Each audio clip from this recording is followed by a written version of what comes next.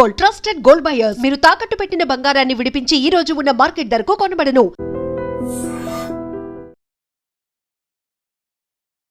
ఈరోజు మనతో పాటు ఉన్న గెస్ట్కి 2 తెలుగు రాష్ట్రాల్లోనే కాదు, యావత్ సినీ ప్రపంచంలో పరిచయం అవసరం లేదు. 47 సంవత్సరాలుగా ఆయన సినిమా కెరీర్ కొనసాగుతుంది. 700 పైగా చిత్రాలు, అందులో 100కి పైగా తెలుగులోని హీరోగా ఆయన నటించారు. ఆయన సినీ ప్రపంచానికి శ్రీనివాసుడు.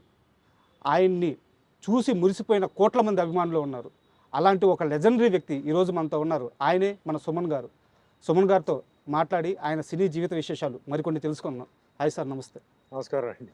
సార్, ముందుగా అంటే చిన్నప్పటి నుంచి మీ సినిమాలు చూశాను సార్. 1-2 సందర్భాల్లో మిమ్మల్ని దూరం నుంచి కూడా చూశాను. ఇలా మీ పక్కన మీ ముందు కూర్చొని మిమ్మల్ని ఇంటర్వ్యూ చేయడం చాలా ఆనందంగా, కొంచెం గర్వంగా కూడా ఫీల్ అవుతున్నాను. ఈ అవకాశం ఇచ్చినందుకు చాలా thanks sir. Thank you sir. And అలాగే ఇంటర్వ్యూలోకి వెళ్ళే ముందు ఇందాక నేను ఒక మాట మాట్లాడాను, సినీ జగత్తుకి ఆయనే శ్రీనివాసుడు అని చెప్పి. ఈ సాయంత్రం వేళ నేను నిజంగా శ్రీనివాసుడు ముందు కూర్చొని ఉన్నానని భావిస్తూ, ఈ ఇంటర్వ్యూ అయిపోయే లోపల నాకు ఒక వరం కావాలి, అది ఎక్కడ వాడుకుంటానో నా ఇష్టం, కానీ ఆ వరం మీరు నాకు ఇస్తానని ప్రామిస్ చేయాలి. నా చేతుల్లో ఉంటే తప్పకుండా ఇస్తాను. Thank you sir. అండ్ మీ సినీ ప్రయాణం స్టార్ట్ అయింది ఒక కార్ మెకానిక్ ద్వారా. ఆయన తీసుకెళ్ళి కిట్టు ఆయన పరిచయం చేశారు. ఇది చాలాసార్లు చెప్పారు మీరు.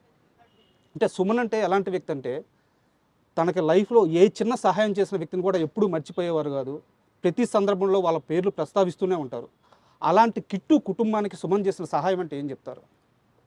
యాక్చువల్గా కిట్టు గారు పాపం ఆయన ఫ్యామిలీ వచ్చి కొంచెం డిస్టర్బ్డ్ ఫ్యామిలీ అండి. సార్, ఇప్పుడు మీరు అడిగారు కాబట్టి అది చెప్పాలి. సో తను ఏంటంటే, తను సినిమా ప్రపంచం, ఆయన ట్రావెల్స్, తర్వాత ఆయన లైఫే వేరే. ఆయన మొత్తం బెంగళూరులో, యాక్చువల్లీ మాకు కూడా పెద్ద కనెక్షన్ లేదు ఫ్యామిలీతో. సార్, ఆయన ఎంతసేపు సినిమా వాళ్ళతోనే, అంటే ఈ కార్లు పంపడం, సినిమా వాళ్ళ ఫ్యామిలీస్కి హెల్ప్ చేయడం, సినిమా వాళ్ళ ఫ్యామిలీస్కి ఏమైనా రియల్ ఎస్టేట్లో ఇక్కడ స్థలం ఉంది, అక్కడ స్థలం, అంటే డబ్బు కోసం కాదు, వాళ్ళ డబ్బుని జాగ్రత్తగా వాళ్ళు ఇన్వెస్ట్ చేయాలి అని చెప్పి చెప్తున్న వ్యక్తి. ఓకే, ఆ టైప్ వ్యక్తి. తర్వాత ఫంక్షన్కి ఇది మిస్ అయిపోతే ఇంకా కారే ఆయనకి ప్రపంచం. కారు ట్రావెల్స్ అని తప్ప పెద్ద ఏమి లేదు. సార్, అయితే నాకు అంటే నా ఎంట్రీ నుంచి అదే ఆయనే కదా మొత్తం చేసింది. సో ఎప్పుడు నేను ఆయన ఫ్యామిలీ గురించి కానీ ఆయన ఏ విషయాలు అడగలేదు. బట్ తర్వాత ఎప్పుడైతే ఆయన లాస్ట్ డేలో చనిపోయినప్పుడు, అప్పుడు ఆయన ఫ్యామిలీ వాళ్ళు బెంగళూరు నుంచి వాళ్ళు రావడం, కలవడం, అప్పుడే నాకు తెలిసింది. ఎక్కువ మాకు ఎవరికి సినిమా వాళ్ళకి ఎక్కువ పరిచయం లేదు కాబట్టి వాళ్ళు కూడా మాతో ఎక్కువ పెద్దగా ఇది కనెక్షన్ పెట్టుకోలే. సార్, వచ్చారు, మాట్లాడారు, అంత ఆ సిచ్యువేషన్లో డిస్కస్ చేయాల్సిన ఒక టాపిక్ కాదు. తర్వాత అంటే ఆయన లాస్ట్ డేస్ చెన్నైలో జరిగింది. సో తర్వాత ఇక్కడ మళ్ళీ వచ్చేసాం అనమాట. సో దాంతో ఏంటంటే మాకు ఎక్కువ ఏమి తెలియదండి అసలు మ్యాటరు, వాళ్ళ ఫ్యామిలీ బ్యాక్గ్రౌండ్ గురించి కానీ. అంటే నేను పర్సనల్గా జనరల్గా ఎవరు పర్సనల్ మ్యాటర్స్కి వెళ్ళను. అంటే వాళ్ళ ఫ్యామిలీ ఎక్కడ ఉంది అదే వాళ్ళుగా చెప్తే ఓకే, కానీ పర్సనల్ మ్యాటర్స్లో నేను ఎప్పుడు ఇంటర్ఫియర్ చేయడం నాకు ఇష్టం లేదన్నమాట. అంటే ఈ క్వశ్చన్ అడగడానికి కారణం ఏంటంటే సార్, మీరు చాలా ఇంటర్వ్యూలో కిట్టు నా గాడ్ ఫాదరు, ఆయన ద్వారానే ఇండస్ట్రీలోకి వచ్చానని చెప్పారు. సో తర్వాత కిట్టు ఏమయ్యారు అనేది చాలా మందికి తెలియదు. అవునవును. సో అందుకని ఈ క్వశ్చన్ అడిగాను. ఇప్పుడు చనిపోయి ఆల్మోస్ట్ 10 years పైన అయిపోయింది సార్. 10 years 12 years అయిపోయింది సార్. ఎందుకంటే సుమన్ అంటే మాకందరికీ ఒక నిధిలాగా అనమాట. ఇలాంటి ఒక నిధిని ఇండస్ట్రీకి ఇచ్చిన మనిషి గురించి ప్రస్తావించి ఇంటర్వ్యూ స్టార్ట్ చేద్దాం అనుకున్నాను. అండ్ మీ కెరీర్ విషయానికి వస్తే సార్, ఫస్ట్ మూవీ నా తమిళ్లో నేమ్ ఏదే స్విమ్మింగ్ పూల్ అని ఏదో పేరు వస్తుంది తెలుగులో. ఫస్ట్ సినిమాలోనే ఫైటర్కి ఒక 5-6 పుల్లు రాలగొట్టారంట. అంటే నన్ను ఫస్ట్ ఆఫ్ ఆల్ నేను సినిమా ఫీల్డ్కి వెళ్ళడానికే నా కరాటే బ్యాక్గ్రౌండ్ అండి. Yes sir. అంటే పర్సనాలిటీ అప్పుడు ఉంది సార్, కానీ యాక్టింగ్ తెలియదు, డాన్సింగ్ తెలియదు. ఒకటే ఒక క్వాలిఫికేషన్ ఏంటంటే karate black belt. Yes sir. ఆ కరాటే బ్లాక్ బెల్ట్ నన్ను కరాటే చేయడం చూసి ప్రొడ్యూసర్ డైరెక్టర్ టిఆర్ రామన్న గారు కిట్టు గారి ద్వారా మెసేజ్ పెట్టి తీసుకొచ్చారు. సో నాకేంటంటే అప్పుడు ఒరిజినల్గా స్టంట్స్ చేయడం, కరాటేలో మాకు ఏదైతే నేర్పించారో అది చూపించడం అదే అయింది.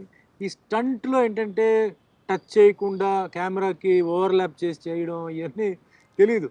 సో ఫైట్ చేసేటప్పుడు తెలియకుండా హ్యాండ్ పంచ్ కొట్టి ఒక 2-3 పళ్ళు పాపం ఎగిరిపోయింది. తర్వాత చూసి అది ఆల్రెడీ పోయిన పళ్ళు ఊరికే కట్టించి పెట్టారనమాట. ఆయన అన్నాడు, ఏం వరే అవుతుంది సార్, ఆల్రెడీ ఈ పళ్ళు వేరే షూటింగ్లో పోయింది, ఇది కట్టిన పళ్ళు అండి కాబట్టి ఓకే అని అన్నారు. బట్ అంతే తప్ప డెలిబరేట్గా కొట్టడం అలాంటిది ఏం లేదు. బట్ నేను మట్టుకు అప్పుడు ఏం చెప్పినంటే, అంటే వాళ్ళు ఏంటంటే ఆర్టిస్ట్ని టచ్ చేయకుండా చేసేవారు. టచ్ చేయకుండా చేసే నాకు రియాక్షన్ వచ్చేది కాదు. సార్ మీరు టచ్ చేయకపోతే ఆ రియాక్షన్ రాదు సార్, మీరు కొట్టండి అని చెప్పి ఉల్టాగా వాళ్ళ దగ్గర నుంచి నేను టచ్ అయ్యేలాగా నేను కొట్టించుకున్నాను. అప్పుడే రియాక్ట్ అయ్యాను. తర్వాత ఏంటంటే సినిమా ఫైట్ అంటే రియల్ ఫైట్ కాదు, ఇది టచ్ అవ్వకుండా చేయాలి. అంటే నేల మీద దొల్లడం, పైనుంచి దూకడం అవన్నీ నిజం. మిగతంతా టచ్ చేయకుండా కెమెరాకు ఓవర్లాప్ చేసి చేయడం ఇవన్నీ తర్వాత నేర్చుకున్నాను అనమాట. అండ్ అప్పటికే మీరు తమిళ్లో చాలా పెద్ద స్టార్ అయిపోయారు. తెలుగులో అప్పటికి ఏంటంటే సీనియర్ హీరోలు అప్పుడప్పుడే తగ్గుతూ యంగ్స్టర్స్ వస్తున్నారు. అలాంటి టైంలో కరెక్ట్ టైంలో మిమ్మల్ని తెలుగులోకి తీసుకొచ్చింది భానుచంద్ర గారు. తమ్మారెడ్డి భరద్వాజ్ గారితో ఇద్దరు కిలాడీలు అనే మూవీ ఫస్ట్ ఛాన్స్ వచ్చింది, కానీ ఆ సినిమా లేట్ అయ్యి తరంగని ముందు రిలీజ్ అయ్యింది. రేదిగి Narasimha Rao director, first director రేదిగి Narasimha Rao గారు, ఫస్ట్ ప్రొడ్యూసర్ తమ్మారెడ్డి భరద్వాజ, నన్ను పరిచయం చేసింది భానుచందర్. బట్ అది ఆగిపోవడంతో ఎమ్మటే నాకు ప్రతాప్ పాట్స్ రాఘవ గారు, అంటే అంతకు ముందు అడిగింది ఆయనే, అప్పుడు ఈ సినిమా చేస్తున్నా అని చెప్పి తర్వాత రమ్మంటే ఆయన ఇంట్లో రామయ్య వీధిలో కృష్ణ సినిమా మొదలు పెట్టారు. ఓకే, కోడి రామకృష్ణ గారు కూడా వచ్చి నన్ను అడిగారు ఏవిఎం స్టూడియో చెన్నైలో. లేదండి నేను ఒకటి చేస్తున్నాను, ఒకటి అయితే చూద్దాం అని చెప్పి నేను పెండింగ్ పెట్టాను. తర్వాత వచ్చారు. అప్పటికి ఇంట్లో రామయ్య వీధిలో కృష్ణ షూటింగ్ అయిపోయింది, రిలీజ్ రెడీ అవుతుంది. అప్పుడు తరంగని సినిమా షూటింగ్కి ఆఫర్ చేసి ఆ గ్యాప్లో ఒక 18 days గ్యాప్లో తరంగిణి సినిమా హైదరాబాద్లో షూటింగ్ చేసి 18 daysలో ఫినిష్ చేసిన సినిమా 1 year ఆడిందండి. సూపర్. అంటే మీరు ఇక్కడ ఇండస్ట్రీలోకి, తెలుగు ఇండస్ట్రీలోకి అడుగుపెట్టే టయానికి మీలాంటి యంగ్స్టర్స్లో పోటీగా ఉన్న హీరోలు అంటే అప్పటికి ఎవరు సార్? అప్పట్లో చాలామంది, అప్పుడు న్యూ కమర్స్ వస్తున్న ఒక సీజన్ అండి సార్. చాలామంది న్యూ కమర్స్, అంటే నేను దాని గురించి పెద్దగా నేను ఇదవలా, నేను మామూలుగా చేశాను. అంటే అప్పుడు తెలుగు తమిళ్ 2 చేస్తున్నాను. అవును. ఇక్కడ పూర్తిగా తమిళ్ వదల్లా. అప్పుడు తమిళ్లో ఉన్నాను, తెలుగులో ఉన్నాను. ఎందుకంటే సినిమా నాది రిలీజ్ అవలా. సో అటు ఇటుగా ఉన్నాను. ఇక్కడ ఏం జరుగుతుందో తెలియదు. తరంగిణి సినిమా షూటింగ్ అయిపోయింది అన్నారు, ఇద్దరు కిలాడ్లు బ్యాలెన్స్ ఉందన్నారు, ఇంకా వదిలేసి తమిళ్లో అప్పుడు డార్లింగ్ చేస్తున్నాను, భాగ్యరాజ్ గారు డైరెక్షన్. తర్వాత సినిమా హిట్ అయింది. సినిమా హిట్ అయిన తర్వాత అప్పుడు ఇక్కడికి వచ్చినప్పుడే చాలామంది హీరోస్ ఉన్నారు.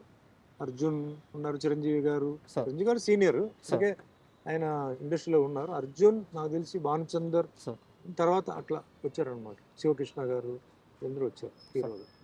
సార్ 1984లో ఒక హీరో రెమ్యునరేషన్ 4 నుంచి 5 లక్షలు. అప్పట్లో సౌత్లో ఏ హీరోకి ఆ రెమ్యునరేషన్ లేదు, ఒక సుమన్ గారు మాత్రమే ఆ రేంజ్ రెమ్యునరేషన్ తీసుకున్నారు అని చెప్తుంటారు. నిజమేనా? నాకు తెలియదు సార్. అంటే యాక్చువల్గా నేను డబ్బును పెద్దగా నేను చూసి చేయలేదు సార్. నాకు డబ్బు కొన్ని ప్రొడ్యూసర్స్ ఎక్కువ ఇచ్చారు, తక్కువ ఇచ్చారు. నేను అప్పుడు ఏంటంటే కెరియర్ని స్ట్రాంగ్ చేయాలని చెప్పేసి నేను మెయిన్గా సబ్జెక్టు, క్యారెక్టర్, ఎవరు సాంగ్స్ బాగా తీస్తారు, ఎవరు ఫైట్ బాగా తీస్తారని చెప్పి చేసేవాళ్ళు. తర్వాత ఈ మార్కెట్ గొడవ అంతా నాకు తెలియదండి సార్. మార్కెట్, సినిమా ఎంత కలెక్షన్ అయింది, మనం ఎంత అడగాలి, సినిమా పోయిందా మనం ఎంత అడగాలి, ఏం తెలీదు. ఒక ప్రొడ్యూసర్ వచ్చేసి ఎప్పుడు వచ్చాడు, సార్ స్టోరీ చెప్పండి. ఇప్పుడు కూడా అదే నేను చెప్పేది, స్టోరీ చెప్పండి, నా క్యారెక్టర్ చెప్పండి. అంటే సార్ డబ్బు ఎంత తీసుకుంటారు, అది పాయింట్ కాదు, నా స్టోరీ చెప్పండి, క్యారెక్టర్ చెప్పండి. అప్పుడు ఎన్ని రోజులు మీరు చేస్తారు, ఏం చేస్తారు, అప్పుడు కూర్చొని మాట్లాడతారు. ఇప్పుడు కూడా అదే, అప్పుడు కూడా అదే సార్. డబ్బు నా లెక్కలో ఏంటి సార్, ఆటోమేటిక్గా మార్కెట్ పెరిగినప్పుడు అదే వస్తుంది సార్, మనం అడగాల్సిన పని లేదు, ఆటోమేటిక్గా. ఆ విధంగా నాకేంటంటే కొన్ని ప్రొడ్యూసర్స్ దగ్గర కొంచెం ఎక్కువ వచ్చింది, డబ్బు గురించి నేను పెద్దగా నేను చేయలే. బట్ అప్పట్లో అది రికార్డ్ అండి సార్. అంటే సౌత్లో మేబీ అప్పట్లో మొత్తం అన్ని లాంగ్వేజ్లో కలిపి ఏ హీరో కూడా ఆ రేంజ్ రెమ్యునరేషన్ లేదంట. లేదు సార్, అప్పుడు ఆల్రెడీ తమిళ్లో రజనీకాంత్ గారు, కమల్ హాసన్ గారు వాళ్ళందరూ హై రేంజ్లో ఉన్నారు అప్పుడు. తెలుగు ఈ జనరేషన్, సెకండ్ జనరేషన్ అంటే రామారావు గారు, నాగేశ్వరరావు గారు, కృష్ణ గారు, కృష్ణరాజు గారు, సోహన్ బాబు గారు తర్వాత బ్యాచ్ మేమే, మొత్తం బ్యాచ్. మరి ఆ బ్యాచ్ల్లో మేబీ నేను హై రెన్యూమరేషన్, నాకు ఎప్పుడు సుమన్ రెన్యూమరేషన్ డిమాండ్ చేసాడని ఎప్పుడు కంప్లైంట్ రాలేదు, ఎక్కడ రాలే. దానికి కూడా నా దగ్గర ఒక క్వశ్చన్ ఉంది సార్. ఈ మధ్య మీరు ఒక ఇంటర్వ్యూలో మాట్లాడుతూ 99 సినిమాలు అయినాయి, 100వ సినిమా కావట్లేదు, అంటే సినిమాలు చేస్తున్నా, నేను హీరోగా ఆ 100 సినిమా పూర్తయితే చేద్దామని చెప్పి కొన్ని రోజులు వెయిట్ చేశాను, కరెక్ట్గా అలాంటి సమయానికి సత్యనారాయణ, అది పేరు నాకు గుర్తు రావట్లేదు, మీ 100వ సినిమా, ఆ సినిమా ఛాన్స్ వచ్చింది. ఫస్ట్ వాళ్ళు ఏం చెప్పారంటే మామూలు ఆర్టిస్ట్, క్యారెక్టర్ ఆర్టిస్ట్ లాగే నేను అక్కడికి వెళ్ళాను. తీరా అక్కడికి వెళ్ళిన తరువాత తెలిసింది నా మీదే 4 పాటలు ఉన్నాయి, నేనే ఆ cinema hero, full length character నాదే అని చెప్పి అక్కడికి వెళ్ళి నాకు తెలిసింది. చాలా హ్యాపీగా ఫీల్ అయ్యాను. 100వ సినిమా ఫినిష్ చేశానని చెప్పి మీరు ఒక ఇంటర్వ్యూలో చెప్పారు. ఇక్కడ నా క్వశ్చన్ ఏంటంటే, క్యారెక్టర్ ఆర్టిస్ట్గా ఒక రెమ్యునరేషన్ ఉంటుంది సార్, హీరోగా అయితే ఆ రెమ్యునరేషన్ మారుద్ది. మీరు అక్కడ కూడా ఏం నన్ను క్యారెక్టర్ ఆర్టిస్ట్ అనుకున్నాను, ఇప్పుడు నన్ను హీరోని అంటున్నారు, నా రెమ్యునరేషన్ పెంచండి, ఇలాంటి డిమాండ్ ఏం చేయలేదా? సినిమా ఫీల్డ్లో ఉండడానికి కొన్ని సూత్రాలు ఉన్నాయి, కొన్ని సీక్రెట్స్ ఉన్నాయి సార్. ఫస్ట్ థింగ్ ఏంటంటే you have to be destined. Sir. నీ తలరాత్లో రాసి ఉంటేనే నువ్వు సినిమా ఫీల్డ్లో ఉండగలుగుతావు. సార్. డామినేట్ చేసేది అది రెండోది, పొజిషన్ అనేది మూడోది. సార్. ఇవన్నీ గ్రేడ్స్ ఉన్నాయి. కానీ ఇండస్ట్రీలో ఉండాలంటే నీ తలరాతో చేతిరాతో ఉంటే తప్ప నువ్వు ఉండలేవు, ఒకటి. సెకండ్ థింగ్, నువ్వు అందరితో డార్లింగ్గా ఉండాలంటే ఫస్ట్ థింగ్ ఏంటంటే సెట్లో అందరితో మంచిగా ఉండాలి, ఫ్రెండ్లీగా ఉండాలి. సార్. గర్వం, సక్సెస్ వచ్చినప్పుడు గర్వం, తర్వాత అహంకారం అవన్నీ లేకుండా ఎంత లో ప్రొఫైల్ వెళ్తే అంత మంచిది.